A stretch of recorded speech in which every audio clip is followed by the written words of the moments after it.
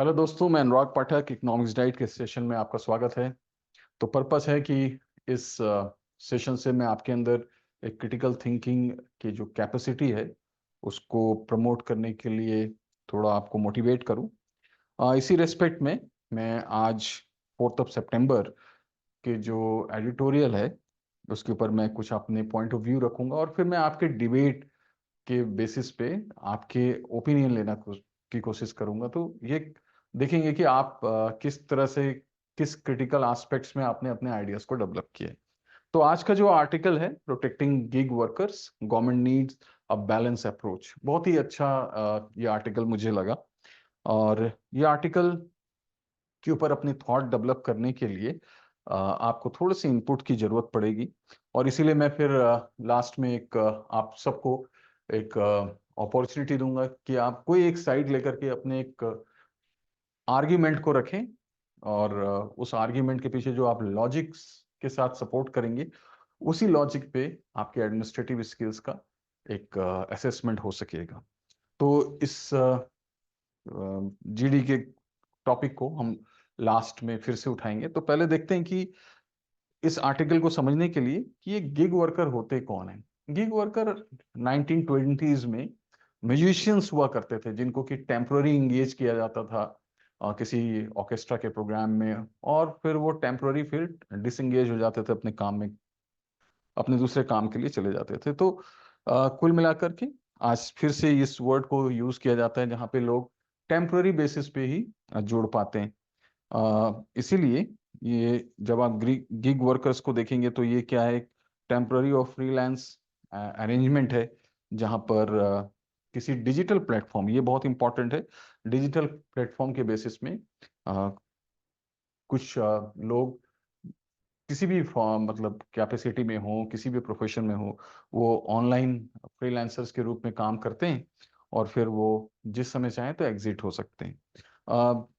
The gig workers are typically classified as independent contractor employees, which has a significant implications for their rights and access to the social security benefit. ये जो है social security benefit, ये एक बहुत बड़ा challenge बना हुआ है गिग वर्कर के लिए, क्योंकि जो ट्रेडिशनल वर्कर्स होते हैं उनको बहुत सारी सुविधाएं मिलती हैं, वो सुविधाएं इनको नहीं मिलती। तो इसको जानने के लिए हम थोड़े से और इसकी गहराई में पड़ताल करते हैं कि गिग वर्कर्स जो होते हैं उनकी क्या सेलिंग कैरेक्टरिस्टिक्स हैं। तो सबसे पहले कि ये तो हम सबको पता है कि इनके पास एक तरह की फ्लेक्सिबिलिटी है, ऑटोनॉमी है। तो इसलिए इनके पास क्या है कि ये काम के साथ they can do work and with their other commitments also. Other commitments का मतलब, कमिटमेंट्स तो मैं आपके कमिटमेंट्स, तो ये पॉइंट्स को मैं इसलिए यहाँ पे हाईलाइट कर रहा हूँ कि आप ये देख सकते हैं कि even student can work as an gig worker, अपने कोर्सेज को वो पूरा कर सकते हैं। कोई दूसरे प्रोफेशन में है वो टेम्पररी गिग वर्कर के रूप में काम कर सकते हैं। अच्छा, दूसरी चीज क्या है, ये प्लेटफॉर्म डिपेंडेंस होता है। तो प्लेटफॉर्म डिपेंडेंस का मतलब ये है कि ये पूरी तरह से बायस्ड होता है सर्विस जो ओनर होते हैं इस कंपनी के। सो इसीलिए ये एक डिजिटल प्लेटफॉर्म होने के चलते क्या है, पावर इम्बैलेंस होता है यहाँ पर। पावर इम्बैलेंस का मतलब it is different between owner and the worker के बीच में। तो ये एक तरह का फेयर जो पे सिस्टम होता है, वर्किंग कंडीशन है, इसको इन्फ्लुएंस कर सकता है। एक तरफ का आर्ग्यूमेंट होता है, और आपने देखा होगा कि ओला ड्राइवर्स हैं, ये लोग स्ट्राइक में जा रहे होते हैं तो उनको कभी कभी ऐसा लगता है कि उनके साथ इनजस्टिस हो रही है। तीसरा जो इनका कैरेक्टरिस्टिक्स है, एक है lack of traditional employees and lack of traditional employment benefit. तो जैसे कि एम्प्लॉयमेंट बेनिफिट आप जानते होंगे कि हेल्थ इंश्योरेंस और पेड लीव्स, ये जो बेनिफिट जो ट्रेडिशनल को मिलता है, मेडिकल इंश्योरेंस, ये सारी जो चीजें मिलती हैं ट्रेडिशनल वर्कर्स को वो इनको नहीं मिलती। और इसीलिए ये लोग वल्नरेबल हो जाते हैं। वल्नरेबल का मतलब ये बिल्कुल असहाय हो जाते हैं जब कोई इंजरीज हो जाए इनके पास। अगर कोई वर्किंग कंडीशंस इनके ऊपर लगा दिया जाए और बीमार हो जाए, तो इस केस में क्या होता है कि ये वो इनको बेनिफिट नहीं मिलता जो ट्रेडिशनल वर्कर को मिल रहा होता है। अच्छा, तो इस चौथी चीज है कि ये सेक्टर बहुत ही डाइवर्सिफाई और फ्रेगमेंटेड होता है। पता ही होगा कि छोटे छोटे स्टार्टअप्स से जुड़ा हुआ गिग वर्कर आजकल बहुत सारा आ रहा है। तो ये एक तरह से ये भी बता रहा है कि इसमें एक चैलेंज है, वन फॉर्मूला और वन साइज फिट ऑल वाली पॉलिसी, फिट ऑल वाली पॉलिसी यहाँ पे काम नहीं कर सकती। तो गवर्नमेंट को बहुत केयरफुल रहना पड़ेगा कि पॉलिसी बनाए तो कैसे, जिससे कि जस्टिफाई हो पाए और सारे जो कवरेज हैं, जितने भी गिग वर्क, गिग इकोनॉमी में जितने भी लोग हैं इन्वॉल्व हैं, उन सबको उसकी बेनिफिट मिल पाए। और एक और भी जो सबसे बड़ी खासियत है कि इसमें रैपिड ग्रोथ है। आपने देखा होगा कि एआई में हर दिन इनोवेशन आ रहा है, एक कंपनी के बाद दूसरी कंपनी आ रही है। और इसीलिए इनोवेशन होने के चलते और टेक्नोलॉजिकल चेंजेस के चलते ये एक तरह का गवर्नमेंट को चैलेंज भी दे रहा होता है कि इनको थोड़ा सा अपने समझ, बदलते हुए समय के साथ एक मेंटेन करना होगा, अपने पेस को बना के रखना होगा, जिससे कि प्रोग्राम थोड़ा सा जो इनका स्कीम है वो फ्लेक्सिबल हो और थोड़ा एडेप्टेबल भी हो, एडेप्टेबल भी हो, एडेप्टेबल हो। तो ये कैरेक्टरिस्टिक्स है हमारी गिग इकोनॉमी की, हमारी मतलब इंडिया की, वर्ल्ड वाइड की। तो ये गवर्नमेंट को अपने पॉलिसी बनाने के लिए इसको देखना पड़ेगा। अब देखो इस आर्टिकल में ये कहता है कि गिग इकोनॉमी के जो वर्कर हैं उनके साथ थोड़ा सा नाइंसाफी हो रही है, और इसीलिए ये सोशल सिक्योरिटी 2020 का एक नया गवर्नमेंट की प्रोग्राम है जिसको कि इम्प्लीमेंट किया गया है। इसमें थोड़े से रिफॉर्म लाए गए हैं। तो अब हम थोड़ा से इनके बारे में भी थोड़ा आइडिया डेवलप करते हैं, जिससे हम देखेंगे कि क्या ये सोशल सिक्योरिटी का जो ये कोड है क्या ये फिट बैठता है कि नहीं, और फिर इसके बाद हम एक डिबेट का पॉइंट ओपन करेंगे। तो ये कोड है, ये 2020 में इसको कोड ऑन सोशल सिक्योरिटी 2020 है, जिसको कि एक लैंडमार्क लेजिस्लेशन माना जाता है। क्यों माना जाता है? क्योंकि इसने बहुत सारे जो लेजिस्लेशन थे उसको कंपाइल करके, कॉम्प्रिहेंसिव करके एक मेगा, एक तरह से समझो कि कॉम्प्रिहेंसिव लॉ बनाया है इसने। It is design to provide a comprehensive framework for the social security benefit and protection to all workers including organize unorganize and gig sectors. अब चूंकि ये तो बन गया है, तो इसके थोड़े से और हम आइडियाज को देखते हैं। इस जो सोशल सिक्योरिटी 2020 का जो ये स्कीम है, इसमें जो एम्प्लॉय का जो डेफिनेशन है उसको थोड़ा सा एक्सपेंड किया गया है। तो इससे क्या है कि एक तरह का इसने ओपन किया, like it has open a door to access access social securities social securities to the new, like economy, emerging economy. तो एक तरह का ये एक फायदा देता है कि अब नए लोगों को भी इसमें कॉम्प्रिहेंड किया जाए। दूसरा है registration of the gig and the platform workers. तो ये एक तरह का मैंडेटरी कर रहा होता है कि वर्कर्स जो हैं या प्लेटफॉर्म प्रोवाइड, प्लेटफॉर्म जब भी मैं बोल रहा हूँ आप समझना कि कंपनी ओनर्स जो होते हैं। प्लेटफॉर्म का मतलब यहाँ पे वेबसाइट या कम्युनिटी वेबसाइट जिसमें, जिसके बेसिस पे लोग ज्वाइन करेंगे और बाहर आएंगे, एप्लीकेशन ऐप जो होता है। तो रजिस्ट्रेशन यहाँ पे मैंडेटरी करता है। और जब ये रजिस्ट्रेशन मैंडेटरी कर रहा है तो इसका उद्देश्य क्या है? इससे ये आइडेंटिफाई कर रहे हैं किसको, कौन इसमें वर्कर है। क्योंकि एक बहुत बड़ा प्रॉब्लम भी तो है कि इसमें लोग अपने अपने प्लेटफॉर्म से सेग्रेटेड, लाइक अपने अपने इंडिविजुअल प्लेटफॉर्म में काम कर रहे हैं। तो गवर्नमेंट को ये आइडिया नहीं है कि क्या साइज है इकोनॉमी का, इसमें कौन लोग इन्वॉल्व हो रहे हैं। तो एक तरह से इनको वर्कर्स को आइडेंटिफाई करने का एक मौका देता है ये कोड। और डेटा कलेक्शन के भी काम आता है इससे, डेटा का भी कलेक्शन हो सकता है। और डेटा कलेक्शन होगा तो आपको, जैसा कि मैंने बताया, इससे पता चलेगा कि साइज क्या है हमारी, दिस गिग इकोनॉमी का साइज क्या है। Then social security schemes for the workers. तो ये इस बेसिस पे जो कोड है सेंट्रल गवर्नमेंट को एम्पावर करती है, सेंट्रल गवर्नमेंट को एम्पावर करती है कि वो इस सेक्टर के लिए लॉ बनाए। तो इससे ये पता चलता है, देखो जब सेंट्रल गवर्नमेंट को एम्पावर कर रही है तो यहाँ इसका मतलब है कि ये कोड में जो इनपुट्स है, और गवर्नमेंट इन सबको पता है कि गिग इकोनॉमी के लिए यूनिक यूनिक लॉ या नीड है उनकी, उसके बेसिस पे यूनिक सपोर्ट करना पड़ेगा। तो इसके लिए भी इसमें थोड़ा सा प्रोविजन है। तो हमें दोनों आयाम को देखते चलना है यहाँ पर कि क्या क्या प्रोविजंस हैं सोशल सिक्योरिटी कोड में, और रिक्वायरमेंट क्या क्या ये फिट बैठ रहे हैं कि नहीं।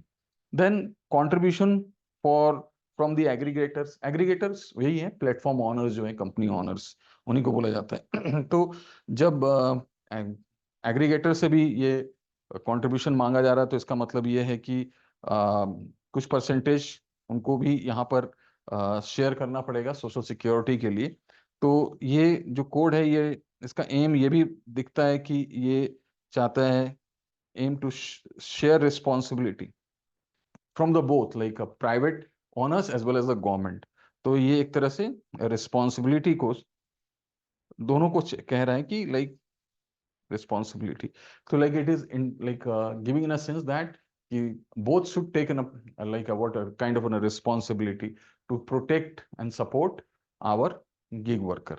Now grievance and redressal mechanism है, इसका मतलब है कि एक फॉर्मल चैनल है ये, सोशल सिक्योरिटी एक फॉर्मल चैनल बनता है। तो फॉर्मल का मतलब यहाँ पे क्या हुआ कि चैनल फॉर गीग वर्कर। यहाँ पे इसका मतलब ये हो रहा है कि देखो एक तरह से इसके लीगल जो प्रिकॉशंस हैं, लीगल जो सपोर्ट है, अब ये ओपन हो जाते हैं बाकी गिग वर्कर्स के लिए। अब गवर्नमेंट ने क्या क्या इनिशिएटिव लिया, तो अब ये समरी मैं आपको इस आर्टिकल का बताता हूँ। तो गवर्नमेंट इनिशिएटिव्स के बेसिस में जब हम देखते हैं तो ये दिखता है कि Indian government is committed to extend the social security benefit to the gig workers platform. इससे ये पता चलता है कि देखो गवर्नमेंट एकदम क्लियर है अपने कॉन्सेप्ट से कि डेफिनेशन को जब एक्सपेंड कर रहा है तो उनका इंटेंशन क्लियर है कि सपोर्ट करना है।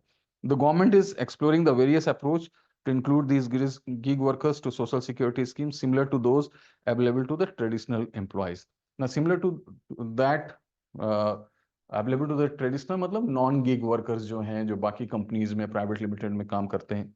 तो इसमें ये दिखता है कि देखो गवर्नमेंट जो है एक प्रोएक्टिव तो है साथ में, और प्रोएक्टिव के साथ गवर्नमेंट अडेप्ट करने के लिए भी रेडी। तो like adaptability of the government is also adaptability of the government is also is visible from this what statement. Companies and aggregators will be encouraged to register their gig and platform workers on the e-shram portal. E-Shram portal, अब यहाँ इसका purpose ही यही है कि data collection करें, क्योंकि data क्या होता है, डेटा का मतलब इंफॉर्मेशन। इससे क्या क्या वैल्यू है, जब डेटा दिखता है उसी के बेसिस पे एक आइडिया जनरेट होता है, पॉलिसी बनता है। Like one can hit the target when the target is visible. It is to make the these economy visible to the policy maker. Then the code on the social security 220 consolidates 9 labor laws aiming to extend the coverage to both organized and unorganized. तो ये बहुत बड़ा एक step है जो कि इतने सारे लॉज जो छितराए हुए थे उनको कॉम्प्रिहेंड करने के लिए उन्होंने सारे को मर्ज करके एक मेगा ये कोड बनाया। तो ये दिखता है कि गवर्नमेंट ने कॉम्प्लेक्स जो लॉज हैं उनको सिंप्लीफाई किया एक प्लेटफॉर्म के अंदर। Now while the code set out mandatory benefits for the traditional employees, it only provides the guideline to formulating welfare and social security schemes for gig economy platforms. So basic rights देने का एक यहाँ से एक guarantee मिलती है gig economy के लिए। अब कुछ चैलेंजेस देखते हैं। The lack of comprehensive legal framework for the gig workers needs urgent attendance. तो एक तरह से दिखता है कि नहीं, अब गिग इकोनॉमी के लिए एक अर्जेंसी जरूरी है यहाँ पर, urgency. The gig workers is expanding rapidly making proactive measures crucial. इसलिए अब जरूरी है कि एकदम टाइमली और प्रोएक्टिव पॉलिसीज बनाया जाए। State government has introduced legal legislation to protect the gig workers. कुछ एग्जाम्पल दिखते हैं जैसे कर्नाटका गवर्नमेंट का, महाराष्ट्र गवर्नमेंट का, उन्होंने कुछ इनिशिएटिव लिया है। तो ये भी दिखता है कि like how much state governments are also proactive on this regard. तो अब क्या दिखता है कि हमें कुछ बैलेंस अप्रोच चाहिए होगा कि हम कंपेल ना कर दें प्लेटफॉर्म प्रोवाइडर्स को कि गिग वर्कर को सोशल सिक्योरिटी बनाया जाए, क्योंकि हमें कुछ उनके भी कंसर्न्स को समझना है। जो स्टार्टअप्स हैं जिन्होंने इस एप्लीकेशन के बेसिस में गिग इकोनॉमी को स्टार्ट किया है, केवल इंडिया नहीं, वर्ल्ड वाइड हर कंट्री में। तो इसीलिए ये आर्टिकल कहता है, इस आर्टिकल के बेसिस में ये दिखता है कि ये कहता है कि देख, developing a balance approach is crucial to protect gig workers without disrupting business. Now इस आर्टिकल का ये सेंस है यहाँ पर कि हमें थोड़ी चैलेंजेस देखनी है बिजनेसेस की भी। कैसी challenges? Many businesses employing gig workers are young and not yet profitable, relying on the flexibility of the gig market. अब जो ये आजकल की जो स्टार्टअप है, आपको भी पता होगा कि स्टार्टिंग में वो लॉस मेकिंग होती है, उनकी प्रॉफिट उसी समय बढ़ती है जब वो स्केल अप करें। तो इसी लेवल पे अगर हमने उनके ऊपर कंपेल कर दिया कि आपको एक रिस्पॉन्सिबिलिटी लेना है, सोशल सिक्योरिटीज के लिए भी आपको कुछ कंट्रीब्यूशन करना है, तो एक तरह का उनके ऊपर बर्डन होगा और वो कोलैप्स कर जाएंगे। तो केवल कंपनी नहीं बंद होगी, गिग वर्कर्स के प्रोस्पेक्ट्स भी खत्म हो जाएंगे यहाँ पर। इसीलिए स्ट्रिंजेंट रूल्स को नहीं लगा सकते, बर्डन हम बिजनेस के ऊपर नहीं डाल सकते यहाँ पर। इसीलिए हमें दोनों तरफ के आइडियाज को देखना पड़ेगा। मैंडेटिंग राइटिंग कॉन्ट्रैक्ट्स और having an aggregate lead the registration process could pose a challenge as workers often register within a multiple platform and diverse income। हाँ, ये भी एक बहुत बड़ा इंपॉर्टेंट पॉइंट है यहाँ पे। इन्होंने एक तरह से मैंडेटरी रखा है कि सबको रजिस्टर करना पड़ेगा। तो अगर कहीं से वर्कर, अब इसको भी आप आइडिया रखते होंगे कि गिग इकोनॉमी में वर्कर्स जो होते हैं वो कई सारे कंपनीज में काम कर रहे होते हैं। तो जो इसकी जो रिलैक्स और जो फ्लूइडिटी है इकोनॉमी की, वो भी यहाँ पे डिस्टर्ब हो सकती है। तो इसी बेसिस पर मैं आपसे आपकी ओपिनियन पूछना चाहता हूँ कि आपको क्या लगता है कि इसमें से कौन सी चॉइस बेहतर चॉइस होगी गवर्नमेंट के लिए, कि gig workers should be integrated with into the existing social security framework ensuring universal coverage, कि क्या जो अभी एग्जिस्टिंग सोशल सिक्योरिटी है, जो बाकी लोग को बेनिफिट मिल रहा है, क्या गिग वर्कर्स को भी उसमें शामिल कर लेना चाहिए? वही इंश्योरेंस बेनिफिट, पेड लीव का बेनिफिट उनको देना चाहिए, क्योंकि इस रेस्पेक्ट में एक थोड़ी सी इक्वालिटी आएगी, नॉन डिस्क्रिमिनेशन होगा, एडमिनिस्ट्रेशन के लिए भी अच्छा होगा, उनको एफिशिएंसी मिलेगी, प्रॉफिटेबिलिटी का बेनिफिट मिल सकता है यहाँ पर गिग वर्कर्स को, सोशल कोहेजन होगा। मतलब अब ये नहीं होगा कि प्रोटेस्ट होता है कि इनजस्टिस लग रहा है तो अलग अलग कैटेगरी बन गई, तो एक यूनिफॉर्मिटी आएगी इस सिस्टम से, यूनिवर्सल सोशल सिस्टम से। तो ये चॉइस वन है, इसमें आप अपने आर्ग्यूमेंट देना। देखो, एक एक साइड पे लेकर के अपने लॉजिक को रखने की कोशिश करना, बट ऑब्वियस है कि बैलेंस चाहिए हमें। पर मैं थोड़ा सा आपके आर्ग्यूमेंट को देखना चाहता हूं कि किस चीज को आप ज्यादा प्रेफर करते हो। क्या एक वन पॉलिसीज होनी चाहिए क्योंकि उसके बहुत सारे बेनिफिट्स हैं, हमने देखा ना। दूसरा जो लॉजिक है वो कहता है कि targeted schemes design specifically for the gig workers economy might be more effective in addressing there unique needs. अब जो टारगेटेड स्कीम बना, उसके अपने प्रॉब्लम होंगे कि कितने टारगेटेड स्कीम बनाओगे आप, बहुत सारे होंगे, उसको मैनेज करना, उसको फॉर्मुलेट करना, उस पर डेटा जनरेट करना, एक अपनी तरह से प्रॉब्लम है। पर उसके कुछ एडवांटेजेस भी हैं। वो कैसे एडवांटेजेस हैं? वो थोड़े फ्लेक्सिबल होंगे, कस्टमाइज्ड होंगे, कॉस्ट इफेक्टिव होंगे, इनोवेटिव होंगे, और एक्सपेरिमेंट और उसके बेसिस पे वो मॉडिफाइड होंगे। इंडस्ट्रीज का पार्टिसिपेशन भी उसमें होगा क्योंकि उनके एक्चुअल प्रॉब्लम्स को वो समझ पा रहे होंगे।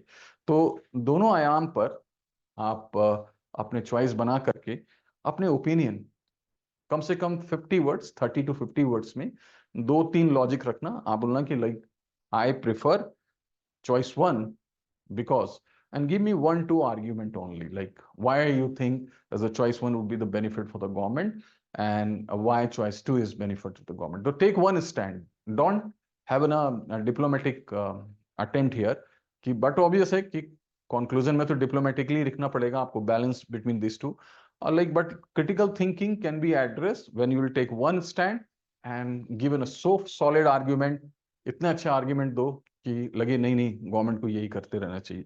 क्योंकि गवर्नमेंट भी दो काम नहीं कर सकती, या तो वो कलेक्टिव पॉलिसी बना सकती है या टारगेटेड पॉलिसी बना सकती है। और अभी तक आपने देखा कि गवर्नमेंट क्या कर रही है, सारी चीज को कॉम्प्रिहेंड कर रही है। सारे जो लॉज थे, लेबर लॉज थे, इतने 9 लेबर लॉज को मिला करके एक कॉम्प्रिहेंसिव उन्होंने गवर्नमेंट बनाया। तो गवर्नमेंट का चॉइस है कि वो कैसे बनाएं? यूनिवर्सल सोशल सिक्योरिटी बनाएं कि जैसे प्रोटेक्शन के बेसिस पे प्रोटेक्ट करें, और टारगेटेड स्कीम्स के अपने बेनिफिट है। तो आपका क्या थॉट है?